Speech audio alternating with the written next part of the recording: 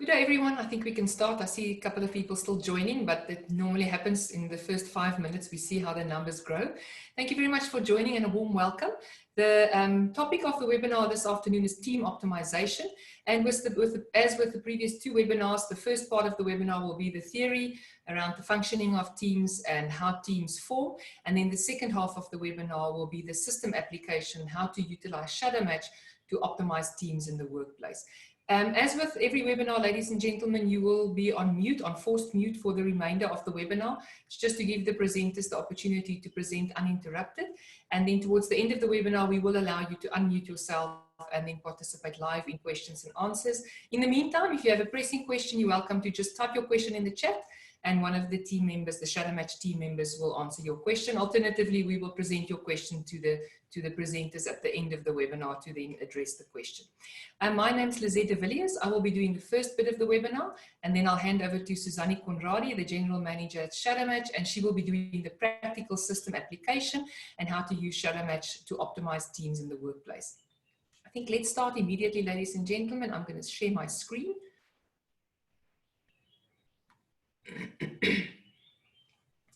Great, Suzanne, you can see the screen. Great. Ladies and gentlemen, team optimization, our discussion points for this afternoon. We're going to look at teams, the need in modern business. Why do teams fail? What defines a successful team? How do we recover a failing team? Functional team dynamics, and then lastly, the Shadowmatch team analysis functionality, which would be the live demonstration on the system. Teams, the need in modern business. Ladies and gentlemen, business has changed and has shifted from individuals working in the business to teams working in the business. If you think about rescue teams, medical teams, a team working in a workshop, a finance team, a customer service team, the list is actually endless. Teams studying together. So there's a shift from people working independently as individuals to team-based work in the working environment. And ladies and gentlemen, technology has also enabled this. Just think about the recent pandemic, which is still not over, but work from home with the current COVID situation. An entire team or certain members of a team can work on exactly the same document because we make use of OneDrive, Google Docs, Dropbox, and all the other platforms that enable sharing of work. So the technology also enables the team-based environment in modern business. In business, we work with a collective entity versus the gathering of individuals. Now, if you go to a movie theater to watch a movie, that's not a team. People sitting in the cinema, they are just a group of individuals. People in a restaurant is not a team. It's a group of individuals. The same with people standing in a queue in a shopping mall to pay for goods that they've purchased. That's not a team. It's a gathering of individuals. So what then constitutes a team? A team, ladies and gentlemen, is always an entity that works towards one common goal. They very often share the same workspace, or they share the same responsibilities and accountabilities and outcome that they work towards. They very often have a shared culture. They report to a team leader or to a manager. So a team, a collective entity, works towards a common goal.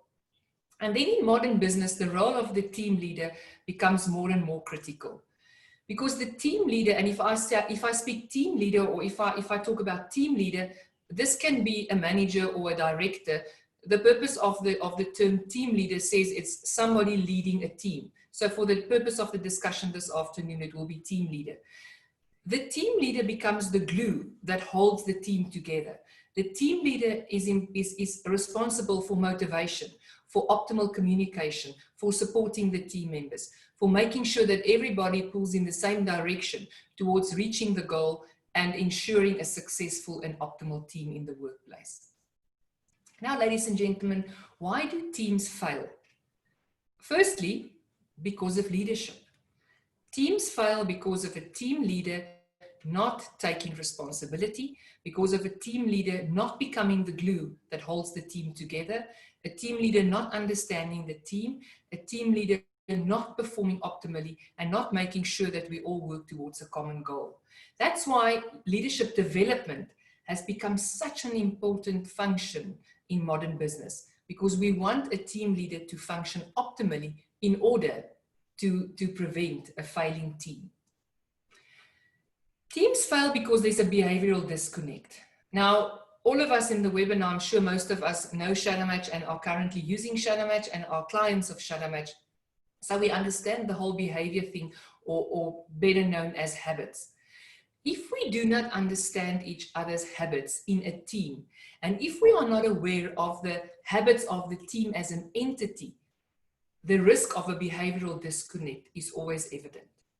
If I have to work with Suzanne, and Suzanne has got a very strong habit on working accurately and paying attention to detail, but maybe not so quick and efficiently.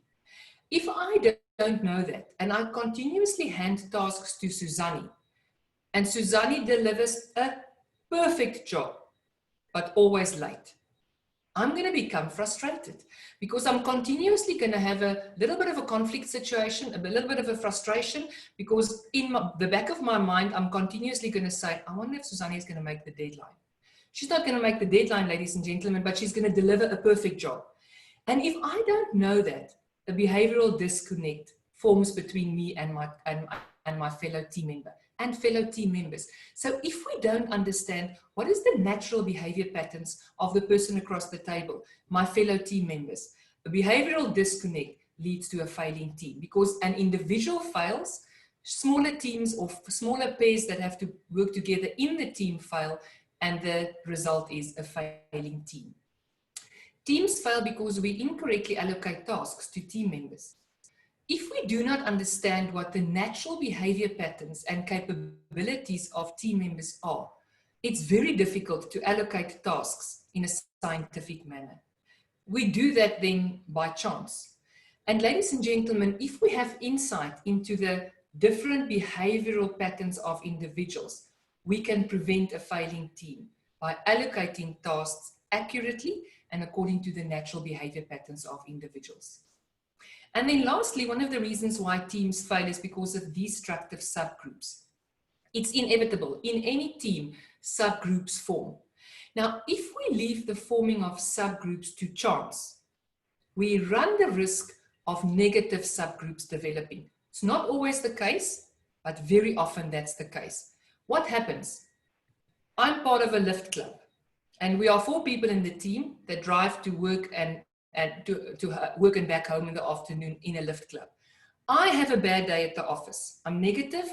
I had a bit of a conflict situation with my team leader. I feel that my team leader has been a bit unfair, didn't hear me, didn't see my side of the story. Now I get in the car this afternoon and we drive back home. What do? I now instigate, because I vent. I tell my fellow team members, I'm very unhappy with the team leader, and X, Y, and Z, and. So I vent. I project my negative experiences and emotions on my fellow team members, and I left the office as one negative individual. Tomorrow morning, 4 of us come to work, and all 4 of us now feel, I'm not so sure that this team leader is always doing things in a fair and responsible manner. So if we leave the forming of subgroups to chance, we run the risk of negative subgroups, and that constitutes a failing team. So what then defines a successful team? And I guess you would have said leadership as number 1. The first important factor for a successful team is a successful team leader. Somebody that takes ownership, somebody that makes sure we have a common goal, somebody that communicates properly, somebody that understands the team, somebody that makes sure that we are accountable, and all of that then leads to the successful functioning of a team. A common goal, ladies and gentlemen, we all need to understand, what are we working towards? What's the end goal? All paths lead to one specific endpoint. What is that endpoint, and what is my role in reaching that common goal? Another definition, or what defines a successful team, is integrated diversity. Now, in a team, we have different people with different roles, but we work towards a common goal. So definitely and logically, there will be diversity in a team. It's different team members, different genders, different cultures, different religions. We are men, we are women. So all of that constitutes to diversity. But what makes it an integrated entity? the fact that we work towards a common goal. Now, a good example, ladies and gentlemen, is a tennis player, for example. A tennis player is a team. The tennis player is the only person in that team getting onto the court and playing the game to win the match. But part of the tennis player's team will be a physiotherapist, a team manager, a coach, and. All of those constitute an integrated team. They all have different roles, they all fulfill different functions in the team, but they are integrated because they work towards a common goal. Let's win this Grand Slam. The same in the business environment. An IT team, for example. The common goal is let's deliver this IT platform successfully in the time span that's allocated. But we have somebody that writes the specs, somebody that designs, somebody that programs, somebody that does user acceptance testing, somebody that does the testing of the nuts and bolts of the system. So all of us have different roles, but we are integrated because we work towards one common goal. A successful team always has optimal task allocation. Task allocated to people according to their natural behavior patterns. Ladies and gentlemen, if I know that somebody in my team is not strong on people, they're not strong on collaborating, it will not be a clever idea to constantly take that individual and make them engage with customers, to send them to contract negotiations. Use the person for what they are good at and what their natural patterns are. If somebody is stronger on their task and maintaining the known and quality and accuracy, let that person work with contracts. Let that person dot the I's and cross the T's. So optimal task allocation ensures a successful team. And then lastly, purpose-driven subgroup management. If we do not leave the formation of subgroups to chance, but we purposefully manage subgroups according to a scientific division, then we will have a successful team. The Shadowmatch team application does that automatically. It takes the members of the team as an entity, it looks at the habit patterns of the individuals, and the system automatically will show me who are my problem solvers, who are my people's people, who are the people that change naturally and that like adventure, who are my cautious people. If I know this and I use this in an optimal manner, I ensure success of the smaller subgroups, and that ultimately then defines a successful team. I can then take the subgroups and where people share the same habits, allocate specific tasks and give them a specific smaller goal in reaching the end goal of the team. How do we recover a failing team? Because inevitably, ladies and gentlemen, teams do fail, and a lot of us sit in businesses and in situations where we might be dealing with a failing team currently. How do we recover that failing team? And I'm sure you've guessed this. Just see. The first thing on the list is leadership. As with the why does a team fail? Leadership. What defines a successful team? Leadership. How do we recover a failing team? Leadership. Ladies and gentlemen, a team leader needs to take the responsibility to get to know his team. A team leader needs to allow for team analysis. He needs to initiate a team building exercise in order to get to know the team members, in order to understand the team as an entity, and in order to understand each individual as part of that team. Now, I know a lot of us go for paintball, we jump off cliffs, we go for white river rafting. It's not wrong. Please don't understand me wrong. But that's not team analysis. That's not understanding my team. Yes, that helps for motivation, and we build a vibe and we build a culture, and that's also important. But that's not something that we do to get to know each other. A team leader needs to initiate a team session where he or she gets to know every individual, understands the team as a unit, and where the individual understands him or herself, and we understand the fellow team members. Because if I understand myself, I understand my fellow team members and their natural behavior patterns, that will help me to recover a team that's not currently functioning optimally. Team member role clarification. Each of us in the team needs to understand what's my specific role. How do I contribute to the common goal? And how do I work with my fellow team members in reaching our common goal? Recovering a failing team is done by means of dynamic team management. Ladies and gentlemen, the team leader needs to manage the team with the one eye constantly focused on the team analysis graph. And that's what we will show you on the system, those of you that haven't seen it before. If I want to manage my team dynamically, I have to constantly focus my eye on that team graph. Where are we aligned? Where are the conflict risk areas? What are the role allocation of each individual? What's the behavioral patterns of my team as an entity? If I do know that my team is not strong on change, then I know how to manage them when change is coming in the business. So it's extremely important that the team leader understands the team as an entity, but also understanding each individual in the team. Ladies and gentlemen, if a team leader understands that somebody in the team, for example, is very, very soft on change, in other words, the person doesn't deal with change easily, then I don't take a blanket approach. Then if I know that change is coming in the future, I can isolate that individual and I can be sensitive towards that individual's habits, and I can prepare the individual for the change that is coming because I know that individual is not strong on change. That's dynamic team management. I manage people according to their unique behavior patterns. On the Shadowmatch team graph, the system helps us to identify these conflict risk areas. It shows us where are people aligned and where do we have synergy, and where are the areas where the team is spread quite widely apart, and this constitutes possible risk areas. As a team leader, I can then in my team meetings be aware of these things and make sure that I manage my team meetings and I communicate according to the patterns of my team.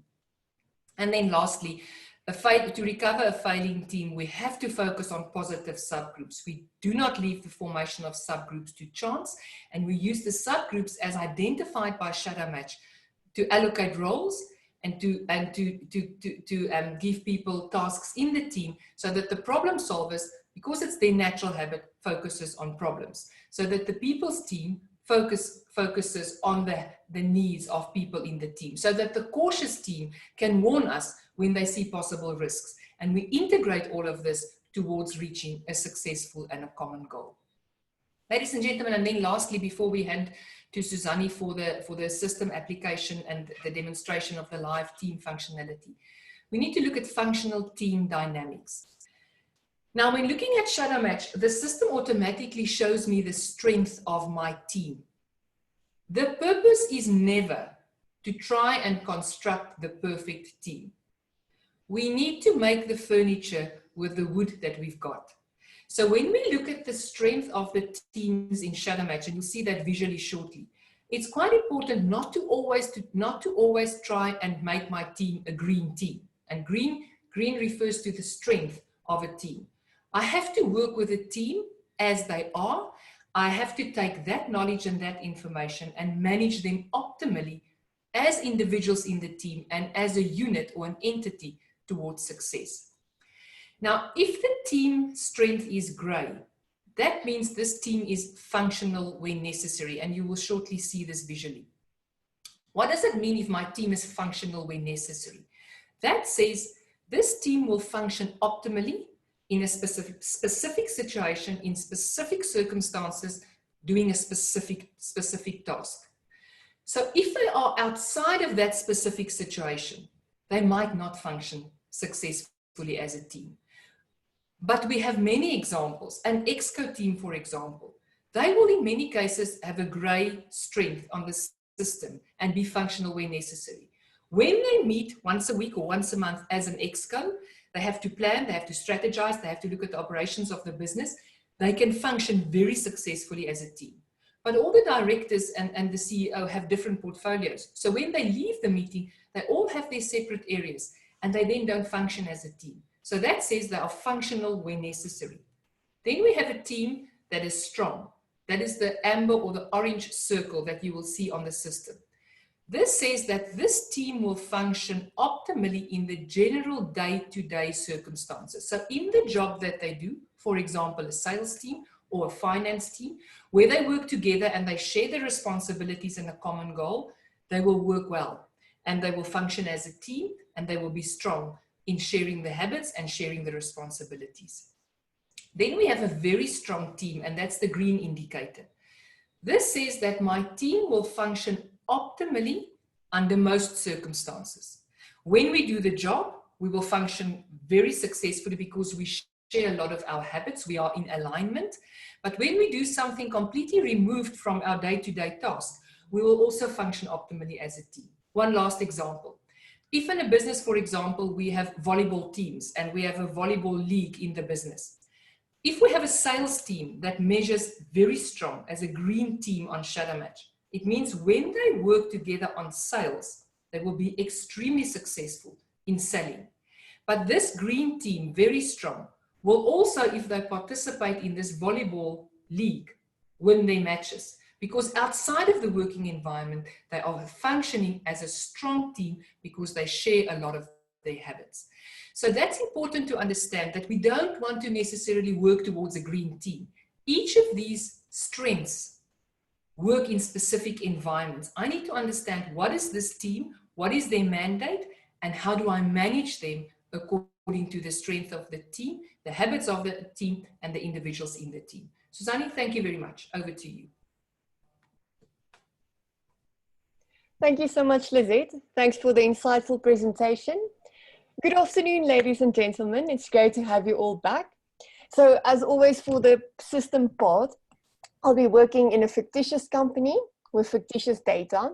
I'll be logged in as a company administrator, meaning everything I'm showing you live today, you will be able to do interactively on your side with your own employees' data. Okay, I think let's jump in and let me start sharing my screen with you. Let's just open this up. So today we're working in company ABC, and just as the company has created their structure according to all of the roles within their business, they can now create their whole team structure. Same as always, this should work for your organization's unique needs. I'm going in and now we see, okay, these are all the different areas they have created. But where do I find my teams? My teams are at the top. If I see this icon there, and you'll see it will show you show teams. And the moment I open this up, I now see the entities for this team. So let me just go back into my company. Sorry, ladies and gentlemen, I'm actually within my company. And now I show the teams of this company. Now, what the system does is it shows you all of the teams for this entire company. So you'll see at the top, it's showing me teams on company ABC and below, meaning everything created in all of my different structures. But if I want to filter to specific teams in specific areas, I can use my breadcrumb there at the top. So let's go into sales and marketing. And now what happened on my screen, you see there's this selector here. It's now asking me, do I want to see all of the teams? Or I just want to focus in sales and marketing. So I deselect, and now I'm only seeing my teams applicable to this specific file, the sales and marketing. But at any level, in any structure on the system, I can see all of the teams applicable to that company. Now we'll go into a team just now. Let's just take one step back. How do we practically create a team? So how are we going to ask the system, listen, please show me these results within a team format? Let's go back to our home screen. Now remember, the individual completed the Shadowmatch worksheet. That's how the system generated their unique habit profile.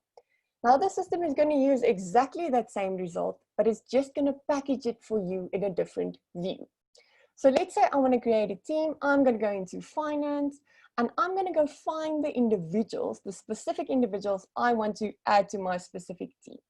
So let's say in internal auditors, I now go and grab a few individuals. Now remember this from a few webinars back, but to select someone, I simply click next to their name, and let's just, for argument's sake, choose the first 5 people on this list. Now remember, I can go and add anybody from anywhere on the system to this one group here, the marked individuals group in my left menu. So if I need to create a project team that's scattered all over the company, some people in sales, some people in admin, I can grab all of them from the various files. And once I have them all, I click on my button and say add to team. For today, we have our 5 individuals. I then click here on my actions options for the marked individuals box. And today we're going to look at this one here. Either to create a team or to add these individuals to an already existing team I've created previously. Let's see what happens. So now it has two options for me. The first one, am I creating this new team? There is no structure for it. Or do I want to add these 5 individuals to other teams? So if I see here on my drop-down list, it shows me all of the teams within company ABC, and I could add them there if I want to. For today, I want to add a new one. So I say create team. And now I can exactly describe and identify the team according to my needs. So let's call it the webinar team for 2020.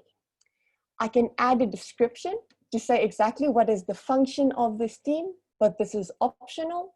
So let's just say the description was the year, the webinar team, the year, and now I can say, do I want to add this team in this specific sub-entity? So I want to link it to this one, or do I want to link it to any of the other structures?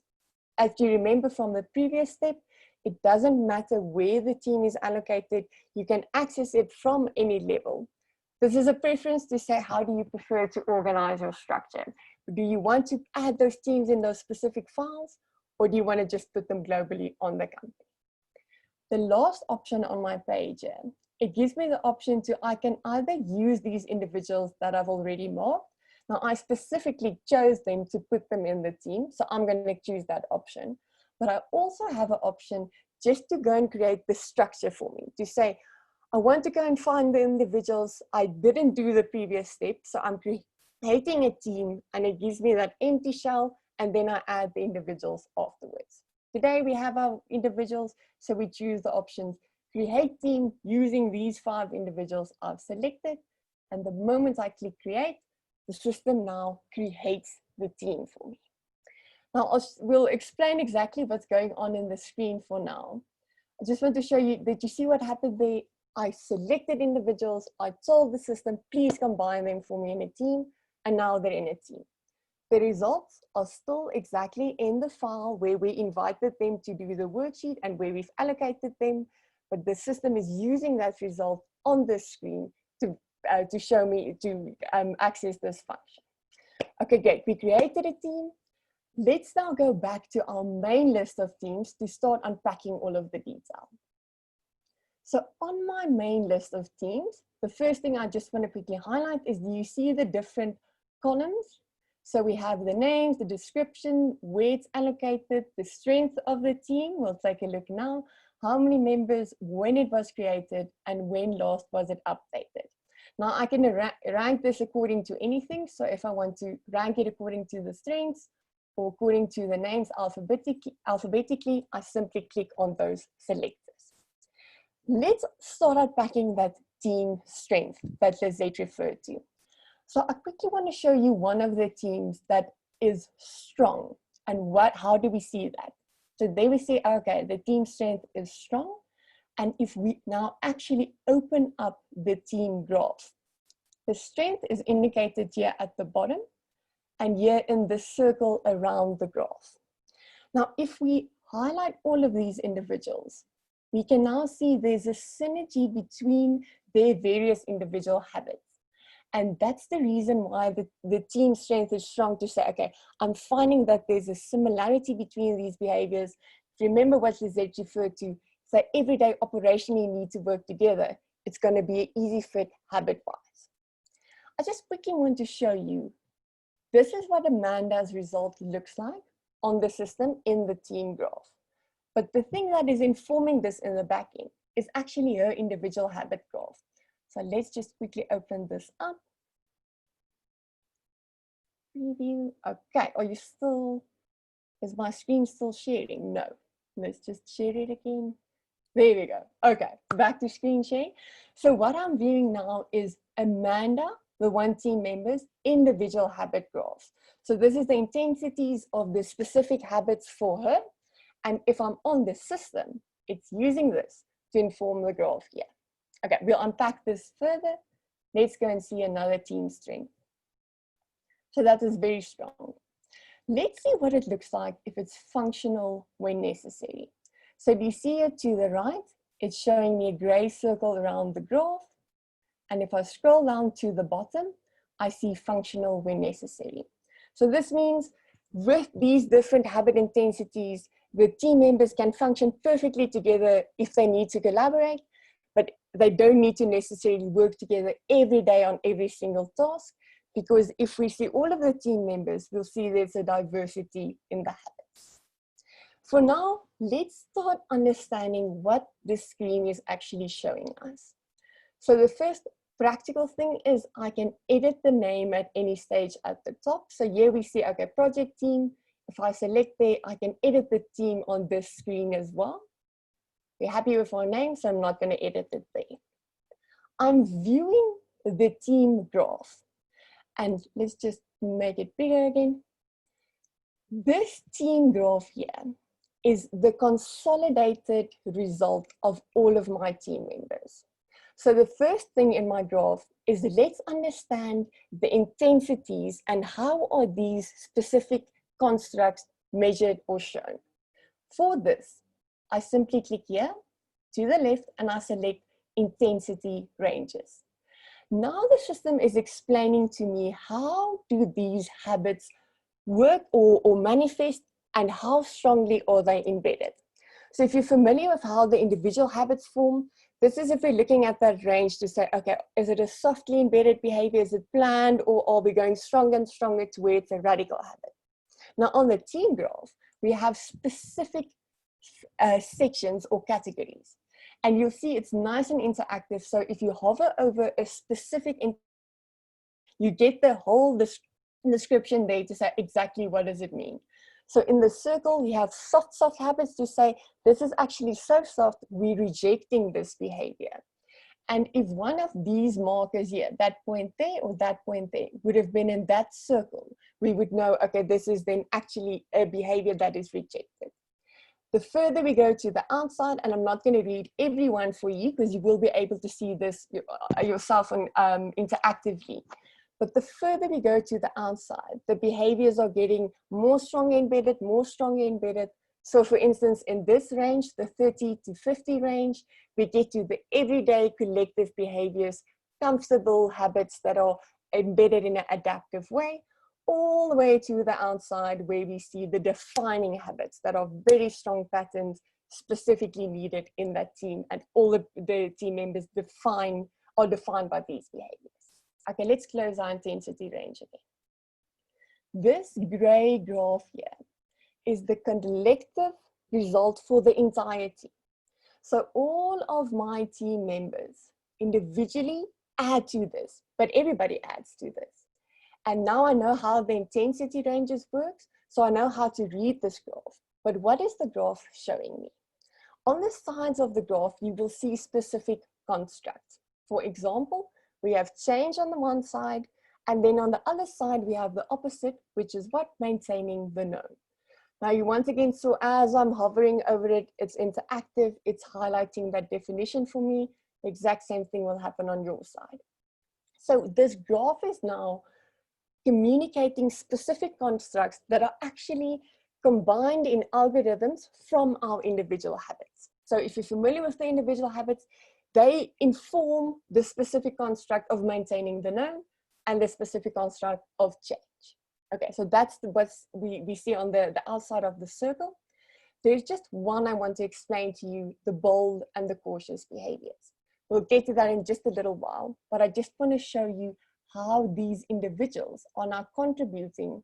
And if I don't want to contribute them, I'll let them contribute. The system allows me to practically quickly change that. So let's say I want to select these two individuals, and you see now they're highlighted at the right. If I now choose this button here to say those two individuals, what do I want to do with them? Now this is a very nice new function in the new system. I can now either obviously remove them from the team to say, no, they shouldn't be in this team. They've moved to a different team, so please don't include them on this graph anymore. Or I can say, just disable them for me in this team. So if I select that, they're now moved to the bottom. So what do we see here? Okay, Dawn and Don is here at the bottom. So they are not contributing to this team graph, but I have them close at hand if I quickly want to see how their results influence the team graph. So only these individuals on the left here, the top ones, are contributing to my team graph at this stage. So let's say if we're considering including Dawn into this team, we know what the team looks like.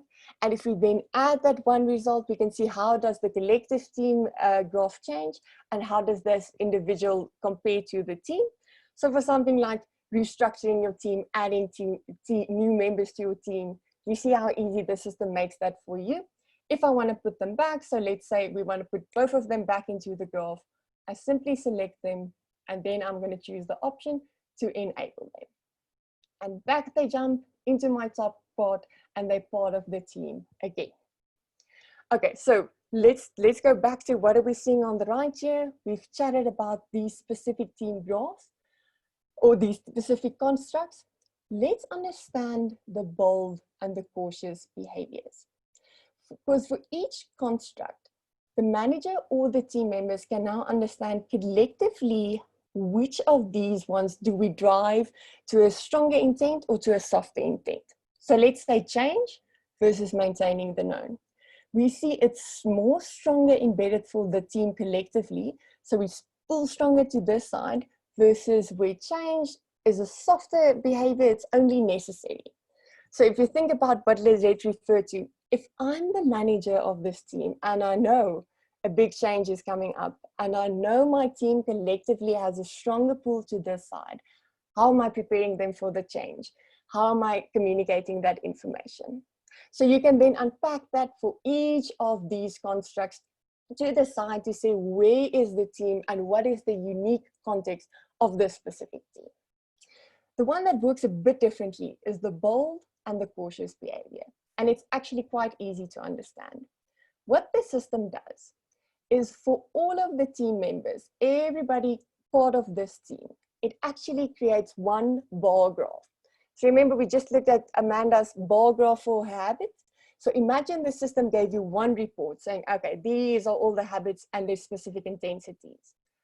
On the bold behaviors, the system now is going to inform you what are the 5 strongest embedded habits. So that's the pure question. Which habits are embedded the strongest collectively for the team? And then it's asking, but how strong? So let's see what I mean by that.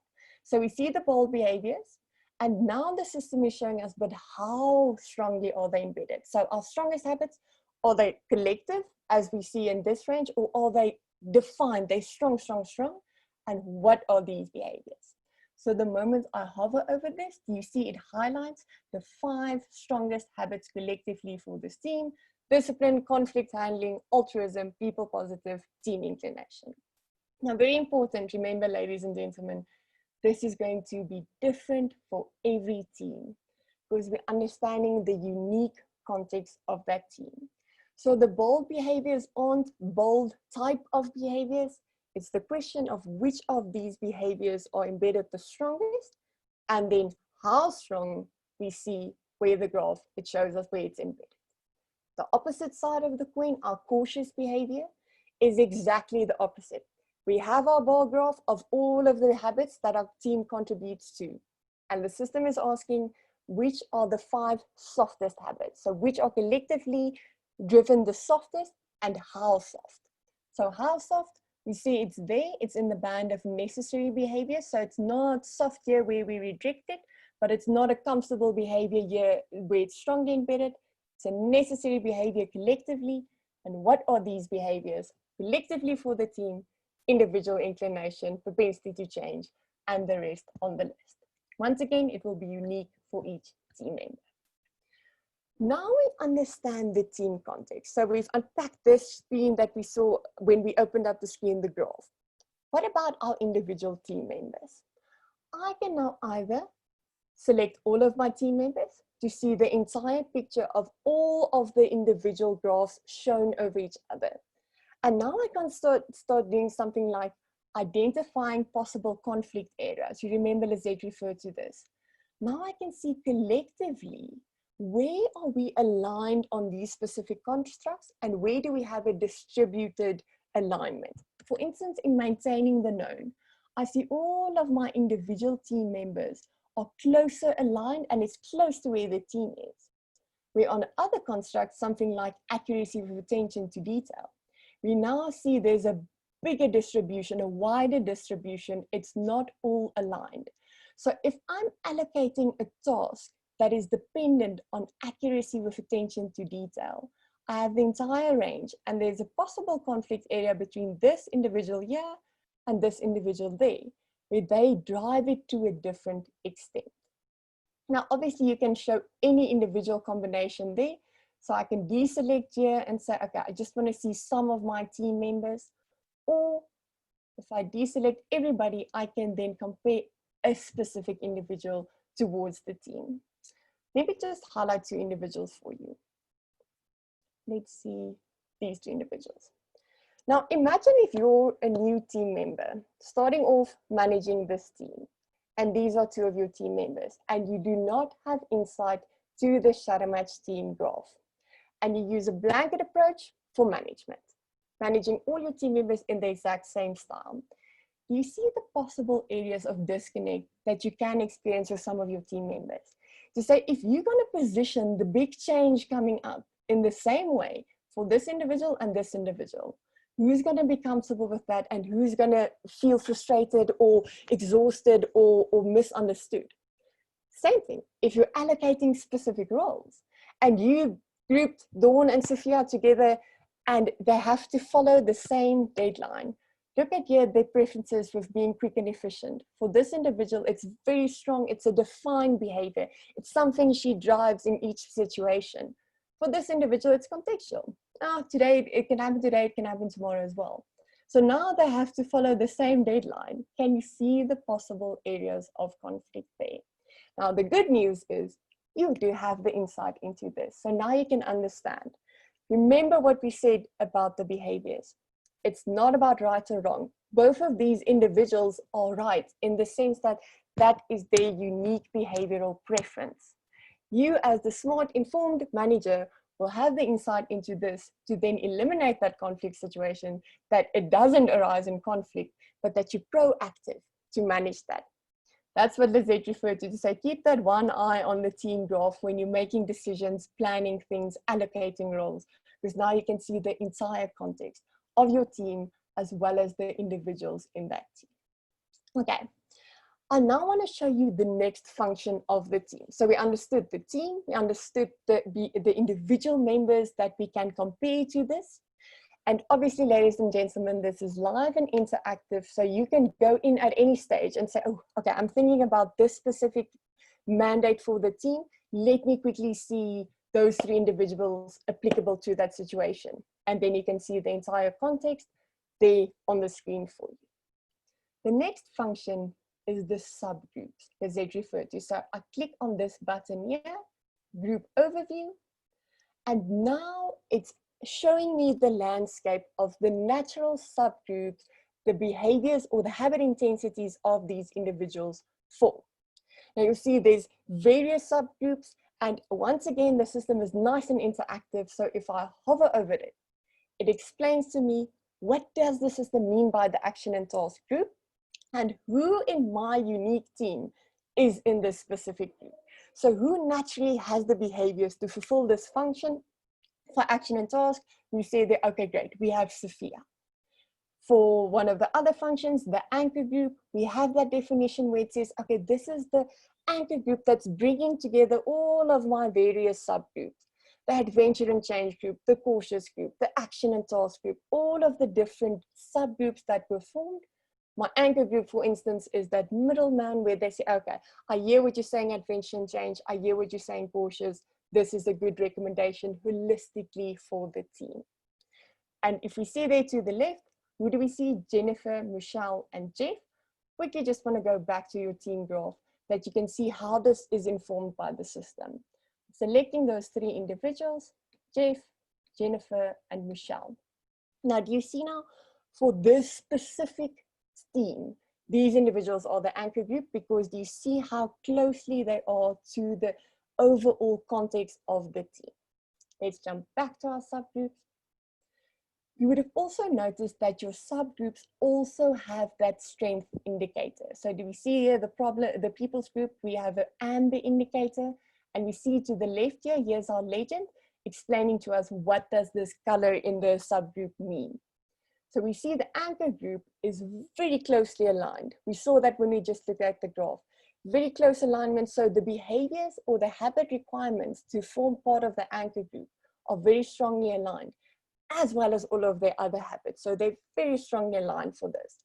Whereas the people group, these 8 individuals all made the requirements to naturally form part of the people subgroup, but the other behaviors are a bit different. So they have a diversity in the rest of the behaviors. And if it was gray and we had more than one individual, in this case, we only have one, but the indicator was gray, it would have told us both or all of these individuals in that subgroup made the requirement, the specific habit cutoff points to fulfill this function, but the rest of the habits are quite diverse. Now, this also helps the manager to understand that one of the subgroups don't hijack the team mandate and be off, just go on a specific tangent, and we neglect some of the other areas. So for instance, what do we see here? We see the most individuals are in the people's group. 8 of my team members fulfill this function. So if I don't manage this effectively, sometimes we might start forgetting about the action and task because it's only one individual naturally aligning or naturally voicing this specific task. So once again, what does the system give you? Insight into your unique context to say, understand the natural dynamics in my team to allocate those roles and to manage it proactively and effectively. That we don't just focus on the people, and we forget the action and task. Just as a side note, ladies and gentlemen, the measurement in the back end of the system is very strict for this. So there's specific requirements to say if your habits are in this specific range, you form in that action and task group or the problem solvers group or any of the subgroups. So you don't need to worry about the back-end algorithm. The system will show you the accurate reflection applicable to your specific team that you can have the insight to understand. Okay, we've looked at our team graph, we looked at the overview. Our next button is the group details. Now this is a very nice summarized report of who forms into which action and into which subgroup and the entire picture. And if I click on download here, it's downloading that graph for me. And if I open it up, I now have a complete consolidated report with the entire picture, all of the team members' individual graphs, as well as the detail about the subgroups. Okay, let's go back to our system. And let's go back to our team graph. Okay, let's see. We looked at the practical applications of the system. What I now want to share with you is how do you actually use this? We would recommend that each group or each manager, each team has insight into their unique context, that they understand each other's behaviors, each other's habits, that they know each other and are more informed and more understanding towards each other. So the system administrator in the company, you have access to this functionality, so you can create any team according to the need. You can then decide, are you sharing this information in a feedback session? Are you sharing this by inviting the team live to see this? Are you sharing this just in an email, just sending that report? You have that option, and obviously you can then distribute this information across the company according to the needs. What we recommend is a team facilitation session. Now you can either do this internally, so you upskill yourself and you facilitate the session. You can ask your Shadowmatch consultant to facilitate this. From our Shadowmatch head office side, we have 2 options available currently. So we facilitate the entire team feedback session, either in a virtual session where all of the team members join in and we unpack the entire picture of the team. I'll share you the detail with you now. And everybody joins in and see this functionality live on the system and receive the report at the end of that session. Or if it's not possible, or it's not the preferred method to have a live virtual session with all of the team members in that same virtual room, you can always request a recording. So we then go through the entire description and unpacking of the team graph. We record that and we send that video to all of the team members that they can watch it on their own time, and we then can have a Q&A session afterwards. Now, typically what is part of the session? Before the session, obviously all of the individuals need to complete the Shadowmatch worksheet that we have that data to pull into the graph. We then create the team on the system. As we saw at the beginning of the webinar, we select them, we add them to the team, and now we have our result. The start of a facilitation session is we always start with my habits as an individual. So understanding my personal feedback report and what do the intensities mean, how do habits form. So each individual brings their personal feedback report to the session. We unpack that and each individual understands their unique habits. We then move over to the team graph to say, okay, let's unpack the team dynamics. So we start from the beginning to explain how do these habits form, what are the intensity ranges, how strongly are they embedded, and then we start unpacking the whole dynamic for the team. So we start at the top to say active exploration versus structure and discipline. What is the drive for the specific team, and what does that practically mean for daily operations and the management of this team? We then unpack the entire picture, the bold behaviors, the cautious behaviors, and then we start giving feedback individually to team members. So let's say we're selecting Amy. We would then highlight, okay, what is her unique preferences in comparison to the team dynamic, and what are her unique bold behaviors? What are her unique cautious behaviors? So that Amy understands that sometimes this might frustrate me a bit.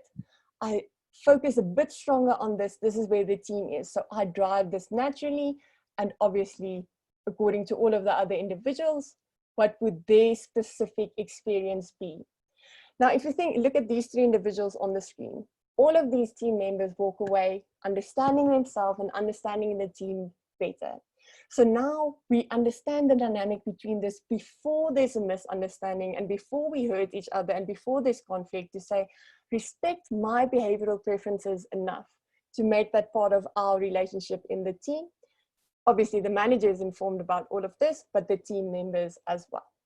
Once we've unpacked all of the individual graphs, we would then move over to the subgroups, and we then say, if we look at all the subgroups and we see who is in each subgroup, so we know these are our people groups, are we allocating this specifically to these individuals? So we're thinking about our practical task allocation to link that together to make it a smoother ride going forward.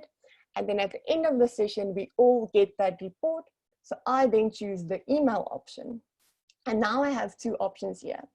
I can either send it to team members, then each individual will receive an email with their own result over that team graph.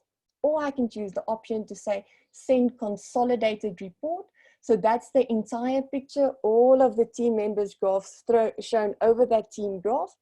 The one we saw now when we looked at the download, and I can email this to someone specifically. Typically, that would then go to the team leader to see the picture, or to all of the team members, and the team members can then also receive their individual graph. Okay, so just to summarize that, if at this stage you have a need to say, I want to unpack this and I want to understand the team functionality, you're more than welcome to reach out to the Shadowmatch head office to request either a live virtual feedback session where all the team members join in, or then if you say, listen, let's go the recording route, you request the team session, we do the live feedback, record it, and send the video, and it can be shared amongst the team members.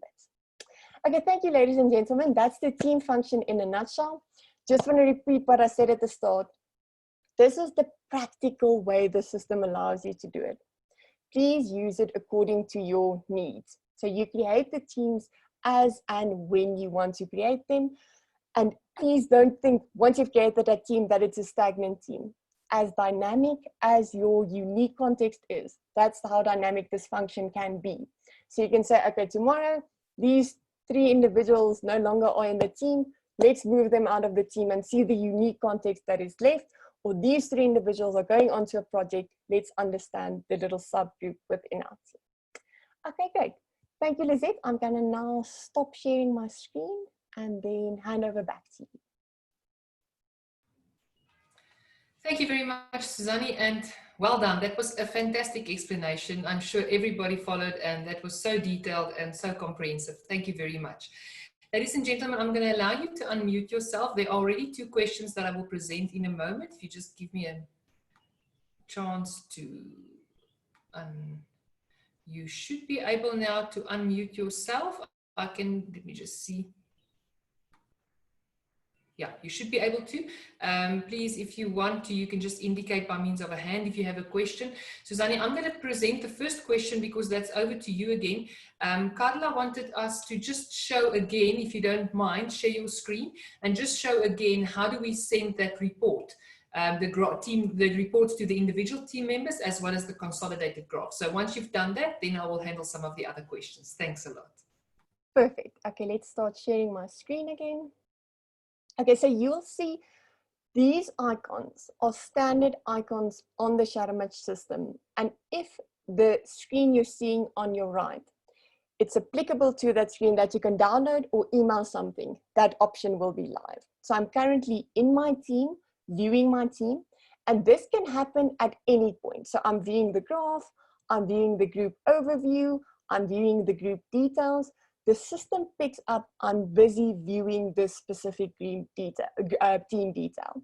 If I now click on this icon here, the download icon, I then choose the download option, and it's downloading that PDF directly into my device, and I can access it, email it, download it, read it, whatever I then want to do with it. I have that graph on my system.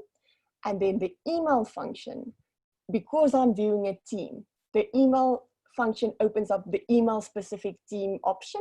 So I then have at the top the 2 options, either send it to my team members. So if I select all of them, all of my team members are now going to each receive that PDF, each with their own graph that they can see their graph compared to the result. Or if I choose the first option here, the consolidated report, it's sending that email there, and I put in anybody's details there, so I can then extend this to a manager. And you see there's a nice CC option to say the manager and the sub team leader or whoever you want to send this report to. Copy it in, extra message as always, and you can even email a copy to yourself as well. So you as system administrator will then also receive that email. You don't need to put in your details there. Okay. Thanks, Suzanne. Thank you very much. I'm sure that was informative and descriptive enough. If anybody still has questions, you're welcome to ask. Ladies and gentlemen, before I continue to the next question, we are recording these webinars. I see there was a request for can the presentation be shared? Yes, definitely. So after the presentation tomorrow morning, you will receive the recording, and we also have a YouTube channel. You can just go to YouTube and search for Shadowmatch, and you will find all the webinars as well as those that are not necessarily system related that we've done since April. You will find on our YouTube channel. You can go to the playlists, or you can just go to the channel and find all the recordings there. I see somebody says they can't unmute. Let me just see. I know it happened previously. It is actually, the setting is actually changed. So if you are struggling, you can maybe just ask for us on our side to unmute you. I will unmute you in a moment, Carla. I'm just going to deal with another question. There was a question. I'm going to handle them as they came. How is this different from benchmarking team members? Benchmarking is for optimal placement. Ladies and gentlemen, benchmarking is when you want to place people in a role. So when you are recruiting, when you are redeploying people, when you are promoting somebody, when you're looking at succession planning, you will use a benchmark. So I would urge you to maybe look at watch the previous 2 recordings, the one on optimal placement as well as the one on development. A benchmark is when you have top performers doing the same job in the same environment, and benchmarking is used for placements and for development. So the team functionality is used where teams work together, and those are not necessarily people that do the same job. In other words, we have a finance team, you have a finance manager, you have a debtors clerk, you have a creditors clerk, you have somebody doing the administrative part, or you have a rescue team, or you have a team working in an operating theater, the doctor, the nurse, the anesthetist, and. So a team is where a group of people have to work together. So they work towards a common goal, but they don't have the same function. where you might have a call center team where everybody in the team sits on the phone with earphones and they take customer calls. So their job is exactly the same. In that case, we can do a benchmark of top performers if we want to recruit more people into that customer service or that call center team. And you can do a team to see what are the dynamics between the team members in a specific call center team. So it's quite important that these are two separate functions. The team graph is not used for recruitment. The team graph is used to see how do we contribute towards the team, what are the dynamics amongst the team, and what does the team look like as an entity with regards to their shared habits. A benchmark is used for placement and for comparing people in terms of development and placement. You cannot put the benchmark in a team, because if you put the benchmark in a team graph, you are using top performers, and the benchmark strength will be the same as the team strength. So for a benchmark, it's better to use the benchmark graph and not a team graph, because there was a question with regards to that. The strength of the benchmark is shown on the benchmark. So the benchmark doesn't become a team. It's top performers in that environment. It's quite important, ladies and gentlemen, to understand these different functions of the team and where they play, or of the system and where they play in the working environment. Let me just see. Must individuals I wish to put in a team all be on the same level, job roles, and can't include various levels, in other words, seniors and juniors mixed? Suzelle, a team is, I think I've just explained that. So a team is everybody working together. It can be the director with his direct report, with the team members, with the admin staff. So it can be from any seniority level. And that's what makes it different from a benchmark. A benchmark will always be people doing the same job in the same environment on the same level. Call center agents, or debtors clerks, or administrative clerks, or salespeople, sales reps. So a team can be any seniority level. Those people can't, it's an exco team, or it's a sales team, or it's a project team. The example Susanne used is a very good example. It's a project team, and these are people from different areas in the business, all working together on one project. So that's the beauty of the team application. You can actually pull individuals from anywhere in the business, because they are going to function as a team delivering a specific outcome. Thank you. So Suzelle says, I've answered the question, understood. I see then, I think Carla had a question, because Carla battled to unmute herself. Carla, Susanne, maybe you can help to see if you can unmute Carla. Carla, you can talk. I'm on, can you hear me? Yes, we can. Yay, thank you. This is a fabulous presentation, so thank you very much, Suzanne. You did a great job, and your explanations, Lizette, are also very helpful. So just one more clarification on the sending the team graph. So Suzanne, you had mentioned that when you send, like I can send the team graph to the whole team, and each person will get also their individual result. Will everybody else see everybody else's individual result, or each person is only seeing their individual result and the team graph? Okay, so Carla, the standard structure there, if I'm choosing send this to each individual team member, is that each individual then sees the team graph and then my own graph of it. So Lizette sees project team with Lizette's result in blue, and I see project team with Suzanne's result in purple, or whichever color was on my graph. That consolidated one is the one where all of the different graphs are over each other. You have the option to also send that to everybody. So once again, that's just what is the purpose of sharing the report. Do you want to see the combined results of everybody together? So where do we align all of those little sub points together? We see we're close to maintaining the known, but there's a distribution on the accuracy with attention to detail.